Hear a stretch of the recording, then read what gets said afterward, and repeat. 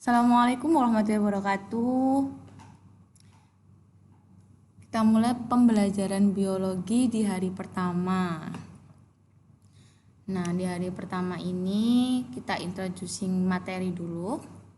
Yang pertama, kalau ada yang belum kenal sama saya, nama saya Bu Faiza Hilmia. Kalian bisa panggil saya Bu Faiza.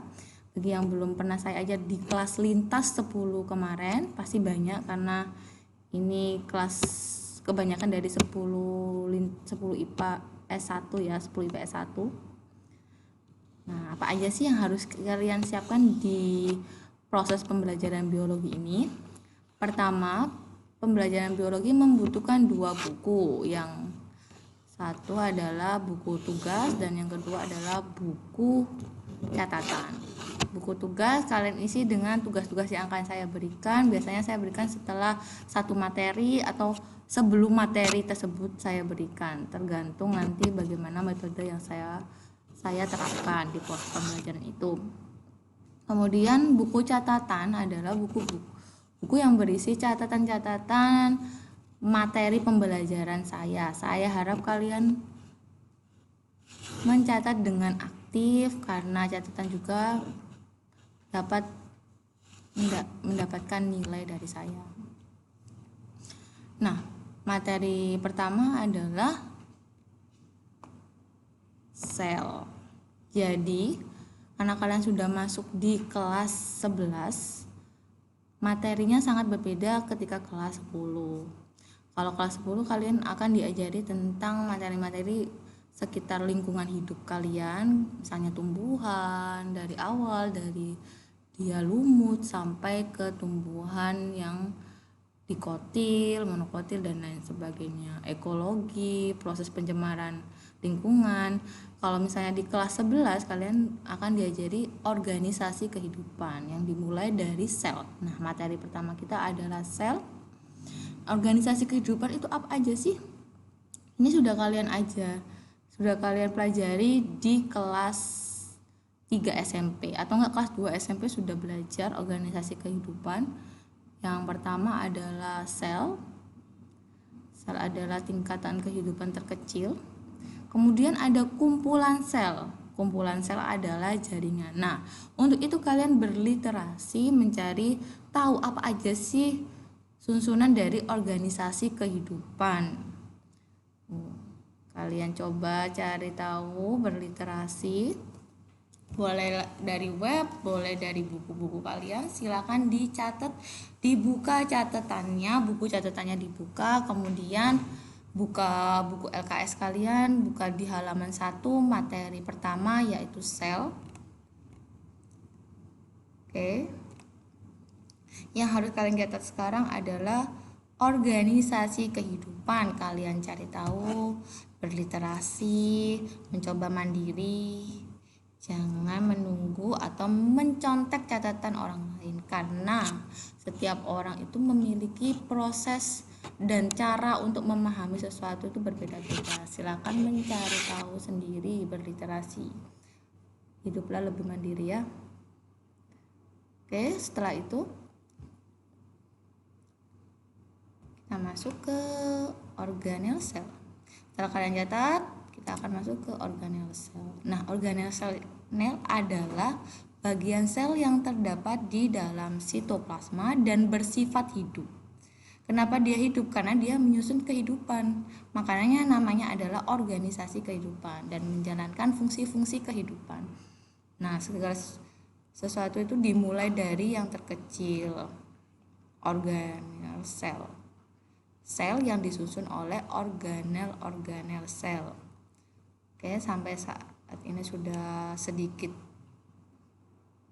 paham tentang gambaran pembelajaran kita kelas 11 ini. Kita sudah tidak mempelajari materi-materi yang kasat bisa dilihat, tapi kita lebih banyak mempelajari tentang materi-materi yang kecil-kecil. Ini organel sel, organ-organ tubuh kalian, sistem organisasi. Itu akan kita pelajari di kelas 11. Oke, silakan dicatat. Nah, ini adalah sedikit contoh dari organisasi kehidupan. Pertama adalah sel. Sel, susunan sel adalah jaringan. Susunan sel adalah jaringan, susunan jaringan adalah organ. Susunan organ adalah sistem organ. Jadi kumpulan-kumpulan itu semua akan menyusun kehidupan. Kalau misalnya kalian di organisasi kehidupan ini, silakan diberi contoh setiap tingkatan kehidupannya. Misalnya sel, contohnya adalah sel darah merah, sel darah putih. Jaringan itu contohnya apa? Kalian tulis di situ. Setelah ada sel, kemudian artinya, kemudian contohnya. Seperti itu catatan kalian.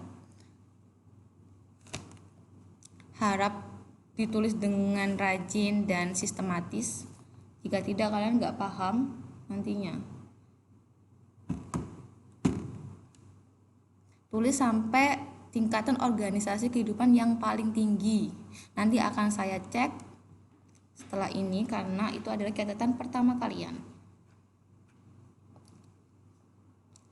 Saya harap sampai ini kalian sudah sedikit paham tentang organisasi kehidupan dari paling kecil sampai tertinggi. Oke. Kemudian masuk ke teori sel. Nah, teori sel ini yang melandasi fungsi dan lain sebagainya dalam mempelajari sel. Ada beberapa banyak ilmuwan yang menemukan teori-teori sel tersebut. Nah, contohnya adalah Robert Hooke. Nah, catatan kalian adalah kalian tulis untuk teori sel, kalian tulis teori sel, kemudian ada tahun, kemudian penemunya dan isi temuannya itu apa. Kalian tulis dengan rapi seperti itu urutannya. Ada tahun, ada penemu dan temuannya. Penulisan temuannya berarti seperti ini. Tahun 1663 ada Robert Hooke menemukan sel pada potongan batang gabus di bawah pengamatan mikroskop model kunonya. Cari 4 penemuan atau teori-teori sel lainnya, 4 lagi. Berarti ada 5 teori sel yang harus kalian tulis. Nah, ini adalah bentukan dari pengamatan di bawah mikroskop. Nah, bentuknya seperti gabus, makanya dia menamainya, teori pertamanya adalah menemukan sel potongan batang gabus karena bentukannya seperti gabus. Nah, kalau misalnya kita punya waktu, nanti kita bisa mengamati bentukan sel tumbuhan melalui mikroskop, di bawah mikroskop. Bentukannya seperti ini. Nah, kemudian ada bagian sel. Yang pertama adalah membran sel. Nah, membran sel ini ibaratnya seperti bendungan atau pintu.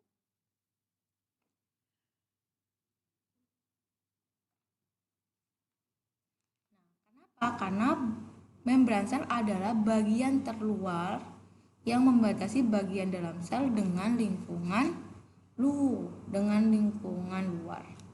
Jadi seperti itu. Nah, cara mencatatnya seperti apa? Kalian gambar membran sel ini, kemudian tulis keterangannya, tulis bagian-bagiannya, kemudian tulis fungsinya. Jadi ada gambar, ada keterangan, ada tulisan bagian-bagiannya dan fungsinya di bawahnya. Seperti itu. Kalian tulis dulu subbabnya adalah struktur dan fungsi bagian sel.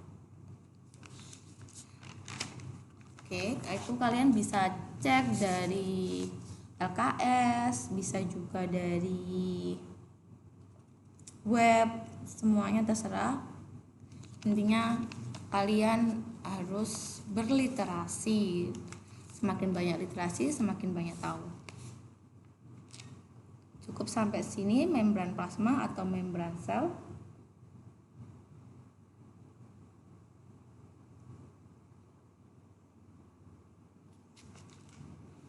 Nah, ini bagian-bagian dari membran sel seperti ini. Plasma, ada lipid. Itu semua punya fungsinya masing-masing. Ditulis dengan baik, dengan rapi di catatan kalian. Ini adalah bagian-bagian secara mikroskopis. Nah, yang kedua adalah nukleus atau inti sel. Ini gambar, kalian gambar, jangan lupa digambar, kemudian ditulis fungsinya. Fungsi dari inti sel. Ibaratnya inti sel adalah supir dari sel tersebut. Jadi kalau misalnya inti selnya mau ke kanan, berarti seluruh organel sel ikut ke kanan. Nah, kalian bisa cari lebih banyak literasinya lewat buku, lewat web. Saya harap sih kalian punya buku paket ya, sendiri di samping LKS. Ketimbang kalian harus literasi di web, belum tentu benar. Oke, kemudian ada sitoplasma. Nah, sitoplasma ini letaknya diisi oleh organel-organel sel yang tadi saya jelaskan. Organel sel itu berada di dalam sitoplasma. Nah, sitoplasma ini berupa cairan atau gel. Kalau misalnya dibandingin kayak Nutrijel gitu, nanti ada diisi oleh organel sel. Ini adalah organel sel yang akan kalian pelajari di materi pertama sel. Jadi ada sitoplasma, kalian gambar sitoplasmanya seperti ini, kemudian kalian tulis fungsinya. Kemudian ada sitoskeleton, prosesnya sama, kalian gambar, kalian tulis fungsinya. Jika memang ada gambar yang sama, kalian cukup menggambar satu, tidak perlu menggambar dua-duanya untuk menghemat waktu. Terserah kalian gimana prosesnya, pokoknya ada gambar dan keterangan fungsi dari setiap organ sel. Ini ada intermediate filamen, kemudian ada ribosom. Ribosom ini fungsinya tersusun dari protein dan berfungsi untuk mensintesis protein. Nah, ribosom itu yang mana? Ribosom itu yang kecil-kecil ini, titik-titik ini. Ribosom. Nah, ada dua macam ribosom. Ribosom yang terdapat bebas, ada nanti ribosom bebas di sitoplasma dan ribosom yang melekat pada retikulum endoplasma. Nah, ini ribosomnya. Ini berarti yang melekat pada retikulum endoplasma. Nanti ada ribosom yang bebas di dalam sitoplasma atau di dalam cairannya, di dalam cairan sel. Kalau dilihat di sini, ini adalah inti sel, ini retikulum endoplasma. Nah, ini adalah informasi tentang retikulum endoplasma. Retikulum endoplasma itu ada dua macam. Pertama, retikulum endoplasma kasar dan retikulum endoplasma halus. Nah, kenapa kok bisa dibedakan antara retikulum endoplasma kasar dan retikulum endoplasma halus? Kalau retikulum endoplasma kasar berarti dia dilekati oleh ribosom. Nah, fungsinya juga berbeda antara halus dengan yang kasar. Kalau yang halus berarti untuk mensintesis lemak. Retikulum endoplasma halus berarti tidak dilekati oleh ribosom. Kemudian untuk retikulum endoplasma kasar juga berfungsi untuk membantu sintesis protein, yang awalnya tadi fungsi dari ribosom adalah mensintesis protein. Berarti ketika retikulum endoplasma dilekati ribosom, fungsinya juga tidak jauh dari proses mensintesis protein. Nah, sampai sini dulu materi pengenalan kita sampai retikulum endoplasma. Saya harap catatan kalian juga sampai sini. Untuk yang kalian belum jelas, kalian bisa bertanya setelah sesi ini. Dan jangan lupa segala catatan